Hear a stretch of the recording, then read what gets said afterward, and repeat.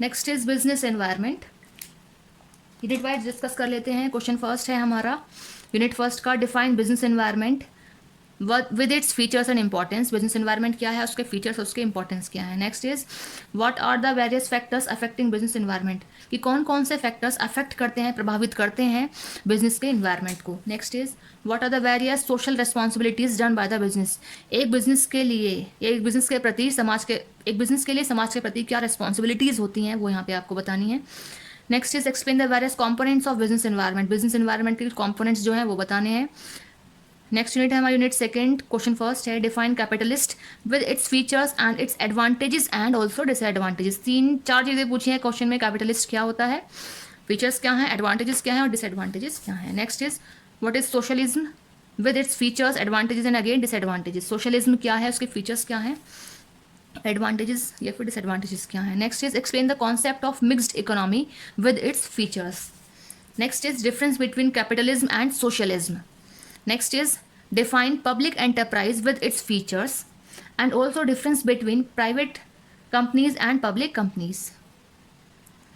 Private company and public company में difference एक बार अच्छे से देख लीजिएगा आप। यूनिट थर्ड है question first, define economic planning with its features and objectives. Next is explain the concept of industrial policy. Industrial policy क्या है और उसके ऑब्जेक्टिव्स क्या हैं, इंडस्ट्रीज में डायरेक्टली पॉलिसीज क्यों बनाई जाती हैं, उसके ऑब्जेक्टिव्स के उद्देश्य क्या है, कि कंपनी में आकर क्यों पॉलिसीज बनाई जाती हैं।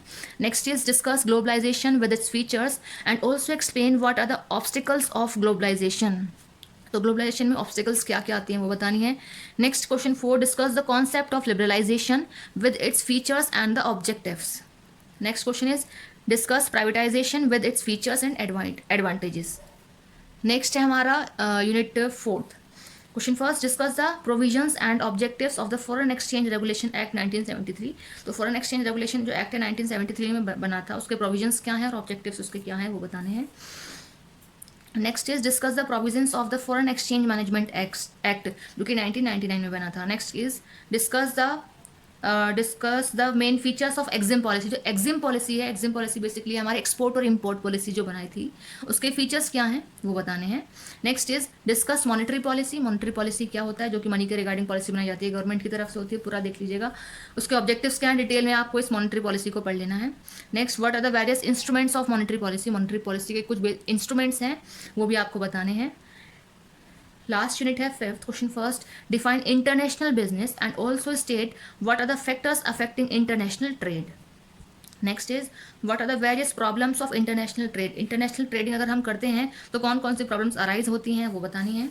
Next is discuss the concept of international business environment. International business environment क्या है वो बताना है। Next in last question of this subject is discuss the concept of world trade organisation, जिसको हम WTO भी बोलते हैं।